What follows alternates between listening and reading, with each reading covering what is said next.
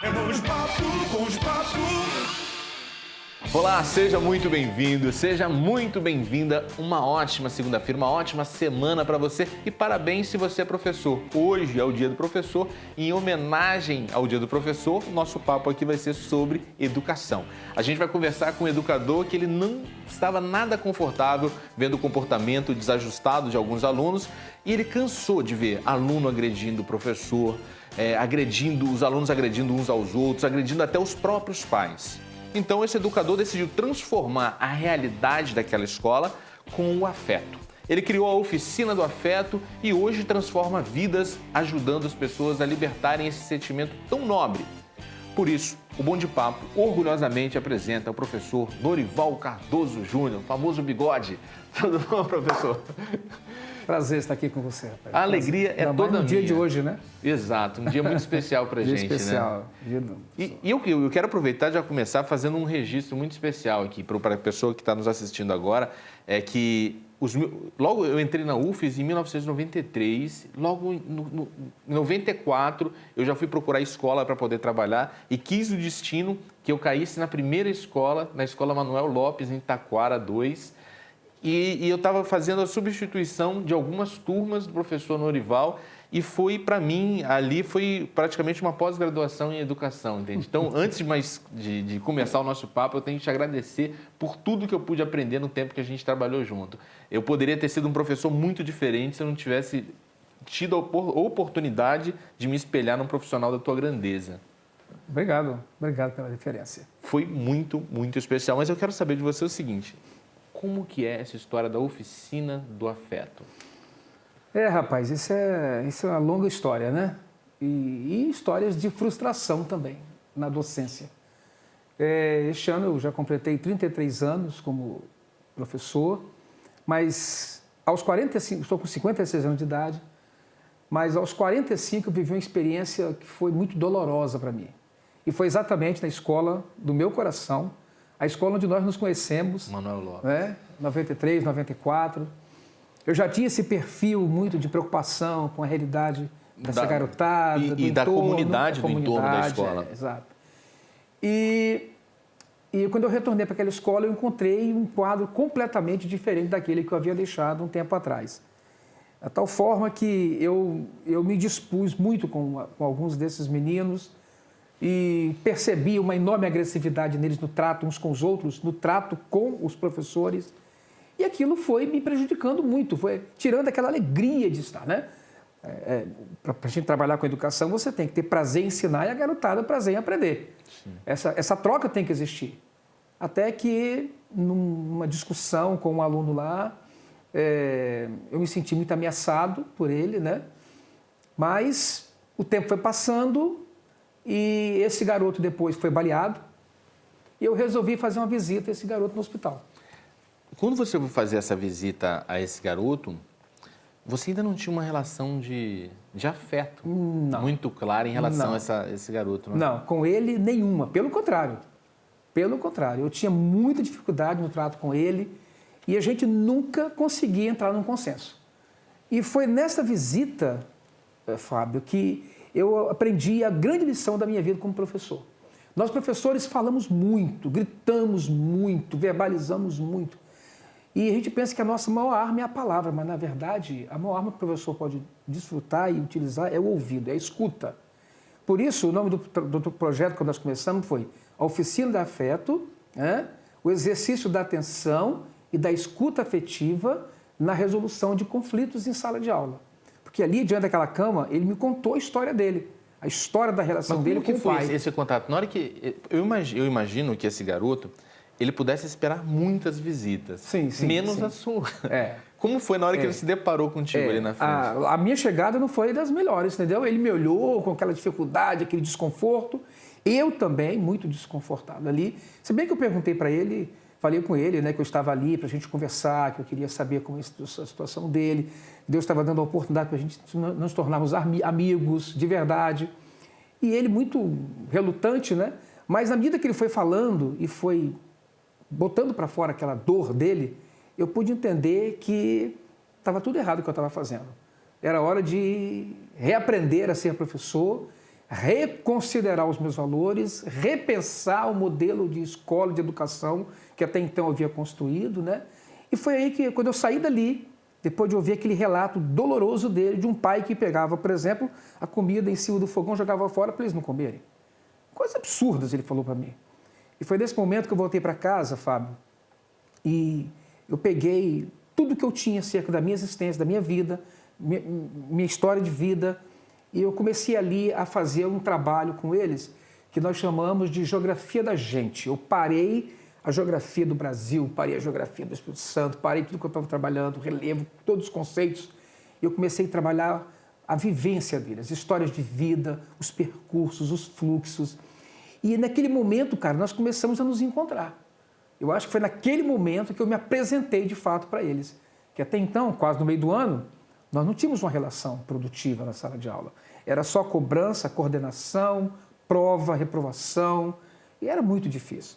Então, a partir daquele momento, eu comecei a construir uma outra relação com eles. Aquele negócio de ficar lá atrás, lá na frente, se escrevendo no quadro, enchendo o quadro, eu comecei agora a percorrer os corredores. Eu costumo dizer que eu descobri o valor da pedagogia do pátio, né? Aquela abordagem do pátio, você sai, você cumprimenta um, dá um tapa no ombro do outro, brinca, como é que você está, tudo bem? Essa abordagem vai que ali quebrando nivela, gelo, o pátio né? nivela, né? Porque o pátio nivela, quando você está na sala de aula, o professor está em um patamar... É uma relação de poder, entendeu? Do aluno e outro, dominação. Exatamente. Foi para o pátio, os dois são iguais ali, né? Exatamente. E geralmente, até pelas exaustivas jornadas de trabalho do professor, o professor muitas vezes é submetido a uma tripla jornada de trabalho, é muito complicado isso. Com certeza. Mas nesses horários de intervalo, há uma migração, um refúgio ali na sala dos professores.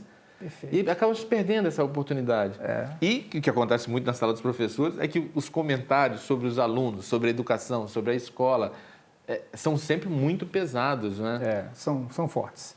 Eu costumo brincar com o pessoal, dizendo que a sala dos professores tem um momento que ela se transforma na sala das maldições. Né?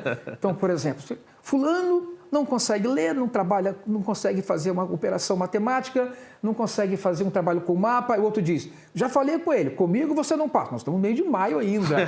Né? Como é que eu sei que o cara não vai ser aprovado? Mas porque a gente está tão desgastado com essa relação. Eu percebo, Fábio, que os professores, eles querem tirar força e não sabem de onde tirar essa força, porque eles estão sobrecarregados. É muita cobrança, é muita burocracia, é muita exigência em cima deles. E, na verdade, o ato de educar, que é uma coisa simples, que é um contato, é o olho no olho, é um diálogo, uma conversa, isso não acontece, porque eu tenho que passar um conteúdo, eu tenho que cobrar, eu tenho que registrar nota, tem um sistema que está lá pressionando você. E parece que... Só que o tempo cronológico é uma coisa e o tempo relacionamento é outro, entendeu? Então, o que eu percebo é que as pessoas vão adoecendo. Atestado em cima do atestado e ausências. O professor é uma das profissões que mais gera afastamento de trabalho e, em alguns casos, por diagnósticos incapacitantes por conta dessa dificuldade até mesmo da gestão das emoções nessa relação professor-aluno. Né? Eu costumo dizer que tem uma coisa que nós, professores, precisamos reaprender, é estar com o outro. Com o outro, com o meu par, que é o meu colega professor, também é uma relação tensa, os desgastes são grandes, né? E a relação com o outro, que é o sujeito ali, que é o aluno, né? E a relação com a família. Então, tenta imaginar todas essas frentes para você trabalhar, né? Quando a gente pensa na escola, a gente pensa só na dimensão cognitiva, só no aspecto do conteúdo. A escola hoje, ela está muito atrelada ainda à visão do professor, que a escola é o lugar do conhecimento, dos conceitos teóricos, dessas cobranças todas. Isso é importante, é o papel fundamental dela, é transmitir esses conhecimentos. Mas, rapaz, está ficando cada vez mais difícil, porque eles também não têm interesse em relação ao conhecimento. Então, hoje, mais do que nunca, nós estamos precisando trazer essa relação do afeto, do respeito, do carinho, né? do tato mesmo. Quando eu digo tato, não digo ficar tocando ninguém, não. Estou falando essa sensibilidade de ouvir, de se aproximar, de olhar no olho do garoto e respeitar aquela história. Porque Se essa revolução do afeto não acontecer dentro da escola hoje, eu não sei o que vai ser do futuro da escola. Eu penso, Norival, que tem uma questão até que antecede a chegada do professor à escola. Porque quando a gente olha para o currículo que formam os professores, 80% do currículo ele é voltado para disciplinas de natureza conceitual. Perfeito. São só conceitos que são ensinados e tal. E você usa 20% da formação do professor para você falar sobre metodologia de ensino, sobre filosofia da educação, sobre sociologia da educação, para a pessoa primeiro compreender o que é educar, por que eu educo, quem eu educo, para quê e para quem eu educo. Essas questões passam ao lar. As metodologias também, isso é lá no finalzinho do curso, uma fatia muito pequena da formação. Então, o professor chega, de fato, na escola com essa visão de que escola é o lugar de repassar um conteúdo. E fica nisso aí. E é aí que está o grande nó do problema. Sim. Né? Que nós vamos ter que repensar nessa... Então, o caminho que eu encontrei foi dar ao conteúdo também um caráter afetivo. Sim, então, e é sobre isso que a gente vai conversar no próximo bloco. Você é professor, você é mãe, pai de alunos, você é aluno também.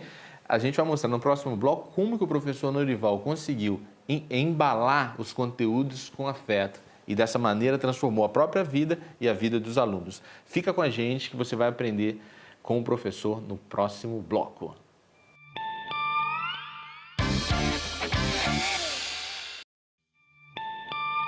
Bom de papo, bom de papo.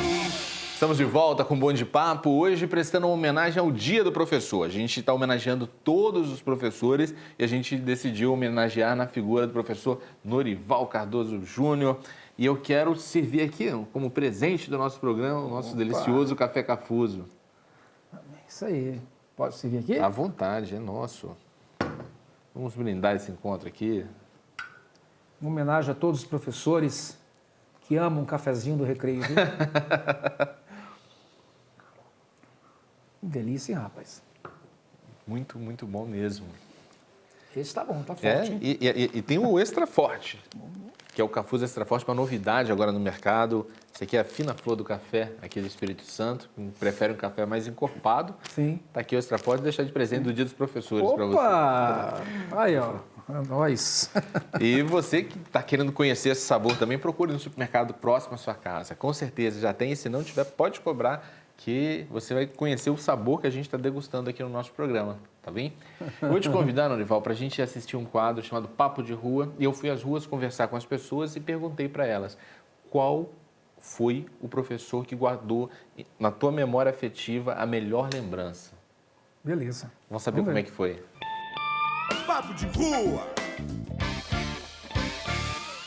Olá, eu sou Fábio Flores e hoje eu venho às ruas prestar uma homenagem aos professores. Eu quero saber dos alunos qual foi o professor que marcou a vida para sempre. Breno, qual foi o professor que marcou a sua vida?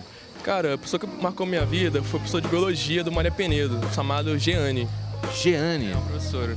E o que essa professora tinha de tão especial para marcar definitiva a sua vida? Cara, falando sincero, ela era bem carrasca com os alunos. Só que ela explicava muito bem. No quadro de professores, pra mim, ela explicava melhor, cara. Sinceramente. Aproveita que ela tá te olhando aqui, manda um abraço para ela. Falou, Jeane, um abraço. A gente se vê no correria, hein? Rafael, qual foi o melhor professor que você já teve na vida? De português. Você lembra o nome dele? Giovanni. Giovanni? É. Por que esse professor era tão bom? Que ele passava a gente de ano, né? Ele passava, todo mundo fácil. Passava todo mundo fácil. Manda um recado pra ele que ele tá te vendo ali. Hoje é o dia do professor. Meus parabéns pra vocês aí, ó.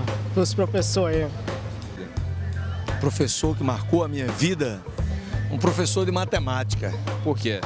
Porque ele pedia para eu resolver os problemas e eu só colocava o resultado do problema e ainda desafiava eles. De qualquer forma, qualquer equação que o senhor fizer vai dar esse resultado. Ele ficava bravo comigo. Mas teve uma professora de educação artística também que marcou a sua vida. Não, você perguntou o professor. Agora a professora, né, na realidade de todos os professores, foi uma professora, Dona Ana, que me deu a oportunidade da minha vida, que transformou a minha vida, me deu a oportunidade de participar do teatro da escola, só que eu tinha que tirar 8 em todas as matérias. E aí? Eu só tirava 2, 3, 4, como é que eu ia tirar 8? Então eu fui estudar, não tem outro jeito. Tirei 8 em uma matéria. educação física. E nas outras? 9 e 10 em todas as outras. Dona Ana, um beijo no seu coração, te amo. Qual foi o melhor professor que você teve na escola? Professor Marcelo, professor de matemática no ensino médio, 3º ano. Por que ele marcou tanto a sua vida escolar? Porque ele me incentivou muito a acreditar onde eu estou hoje, ele me incentivou muito a acreditar sempre nos meus sonhos e conquistar meus objetivos. Estava ali sempre do meu lado, me ajudando, me incentivando, cada escolha. Hoje é o dia do professor, é feriado pra ele, ele tá te vendo na TV agora. Manda um abraço pra ele. Um abraço aí, Marcelo, muito obrigado por tudo, hein? Nascimento, quem foi o professor que marcou a sua vida? Ó, o professor que marcou minha vida foi o professor Estefânio, Por quê? porque ele era um cara que não gostava de mim, eu tive que conquistá-lo ele. Manda um abraço pra ele. Professor Estefânio, parabéns no seu dia e valeu a pena te conhecer, você é um amigão, hein? Tamo junto. Rapaz, o professor que marcou minha vida foi o professor Bruno, professor de matemática. Eu lembro como se fosse hoje. E por que ele marcou tanto a sua vida? Rapaz, porque era o professor que mais pegava no meu pé, bicho. O cara pegava muito no meu E pé. você aprendeu? Rapaz, mais ou menos, mais ou menos. 7 vezes 8.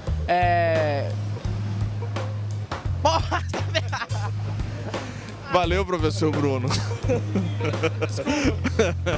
Rapaz, o professor que marcou minha vida no primário, cara.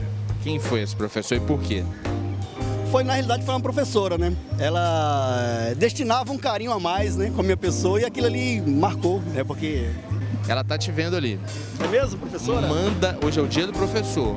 Tá bom, professora Adriana, um beijo, um forte abraço pra você, minha querida. Boas lembranças.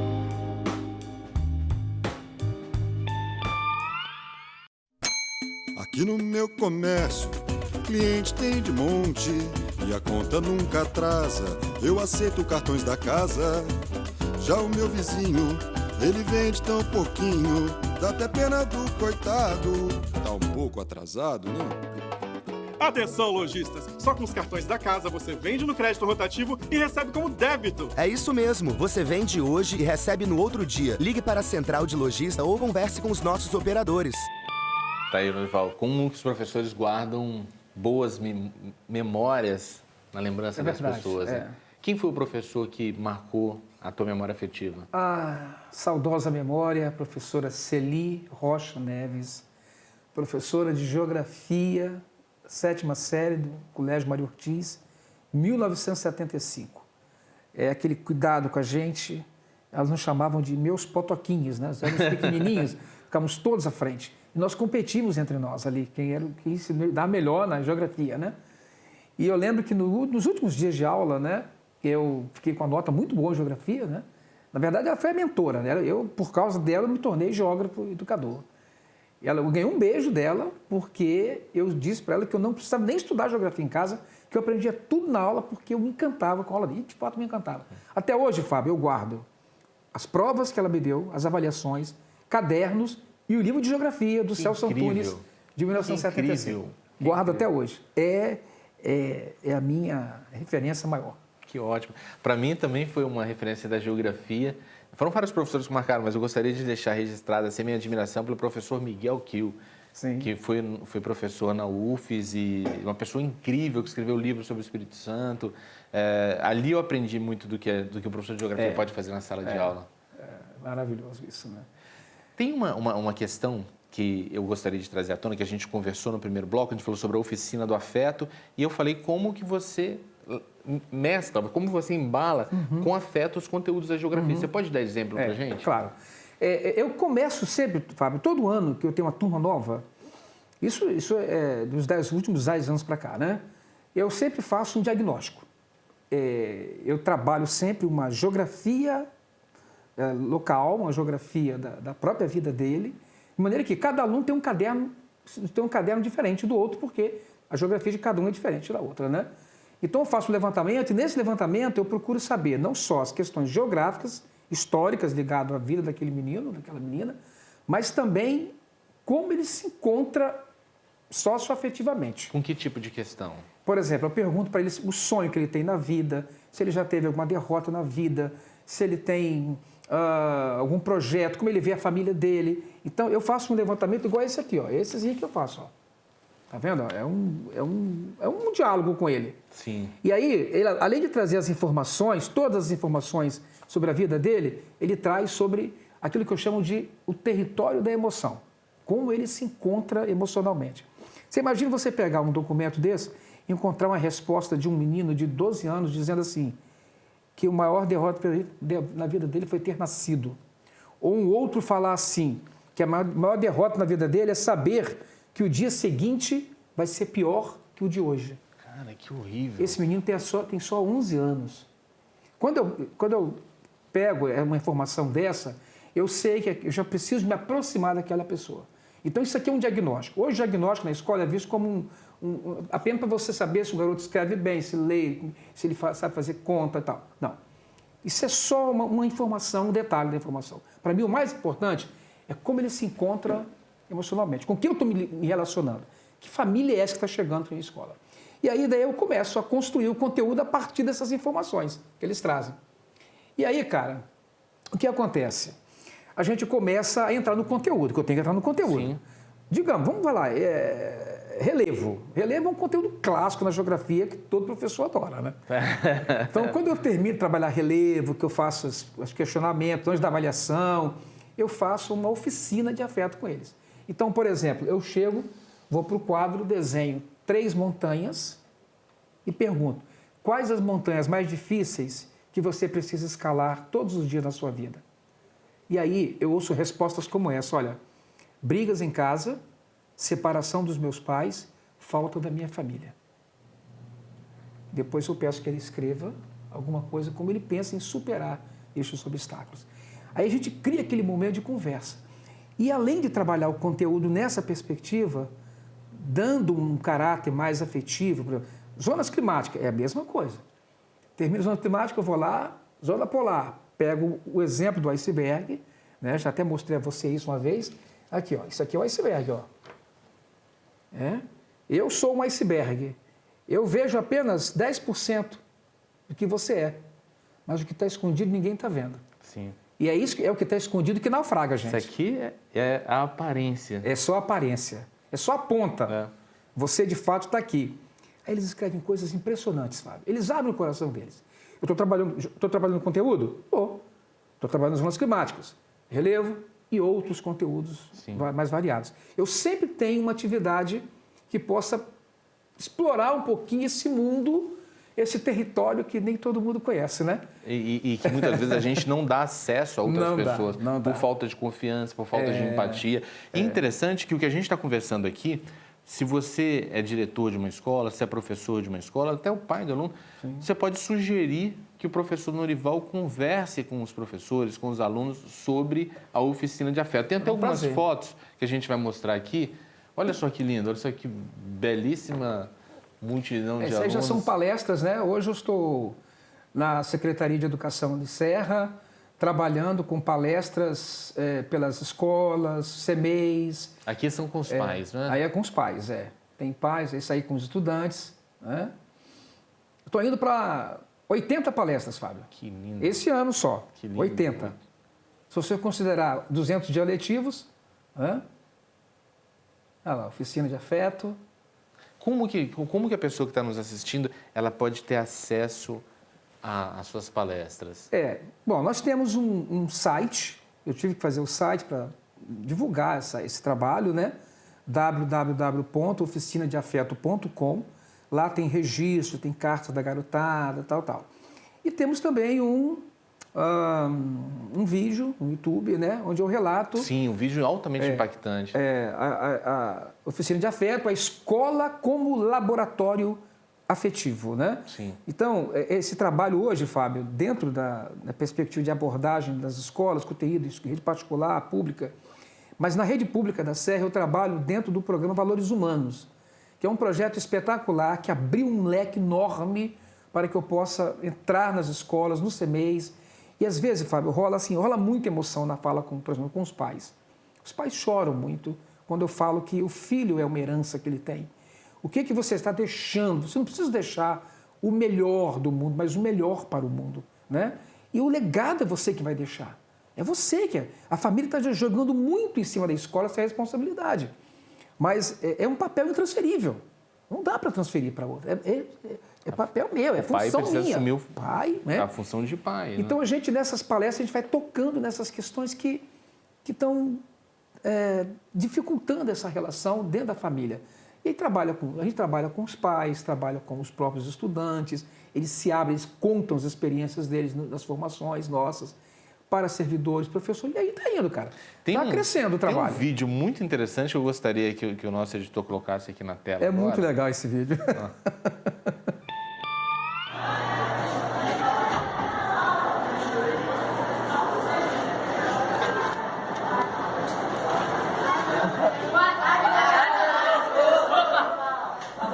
Muito obrigado, boa tarde, pode assentar-se.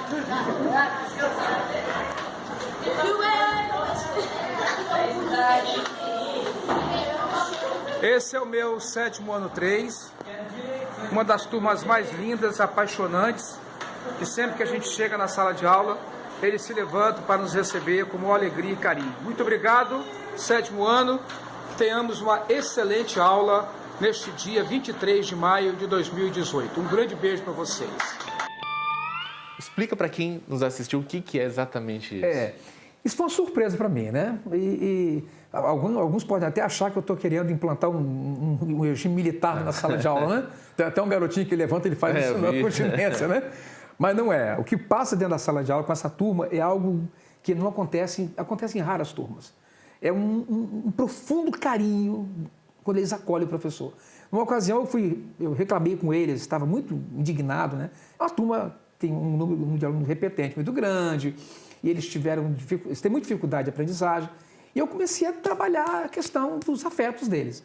E falei, olha, nós vamos chegar ao final do ano vocês com as melhores notas da escola. Não sei se eu vou conseguir. Mas quando eu fui investindo nessa lógica da acolhida, da escuta, saio com eles e outras turmas também. Lá fora eu faço, por exemplo, os grupos circulares. Circularidade, oralidade e afetividade. No círculo, um olhando para o outro, a gente se derrama e fala das coisas que a gente está sentindo. Quando a gente volta para a sala, é um ambiente de afeto, de ternura muito grande. Tem os problemas, evidente, não vou dizer que virou um paraíso. Mas aí um dia eu reclamei que quando eu comecei a trabalhar, eles estavam muito agitados, eu entrei na sala, os meninos se levantavam para me receber, rapaz. Claro que tem muitos anos isso, né? Hoje eu chego aqui, vocês estão todos de pé, e eu tenho que ficar na porta esperando até que vocês se assentem para eu poder entrar. E esse tumulto na sala, eu estou muito indignado com isso. Reclamei, questionei. Tá bom, ouvi calados. Quando eu retornei na aula seguinte, que eu entrei na sala, todos se levantaram para me receber. Isso foi no mês de maio. Bem-vindo, querido professor. Eu falei, vocês estão aprontando alguma comigo. Não, professor, porque nós chamamos. Aí, tá bom. Daqui a pouco eles vão esquecer esse negócio. Rapaz, de maio para cá, toda aula que eu entro lá, ele se levanta para me receber. Salve de palmas, professor. Né? E com essa história, a gente, infelizmente, finaliza essa edição do Bom de Papo. Foi um prazer estar com você aqui, Fábio. E, para mim, uma alegria maior ainda poder te homenagear nesse Dia do Professor, homenagear a tua figura, todos os professores do nosso estado. Tá certo? Parabéns. Vocês são, efetivamente, a oficina do amanhã. São os oficineiros do amanhã. Eu quero deixar o meu abraço, Fábio, para os meus colegas, professores, né? Colegas da Escola do Trabalho, professores da Rede Municipal da Serra. Enfim, para todos os professores, educadores, meu abraço. Eu digo mais, o caminho da afetividade é o caminho mais seguro para a gente não adoecer mais na escola. Sem dúvida, e na vida. Um forte abraço, eu te aguardo amanhã. Uma nova edição do Bom de Papo. Isso aí. Até a sua vitória.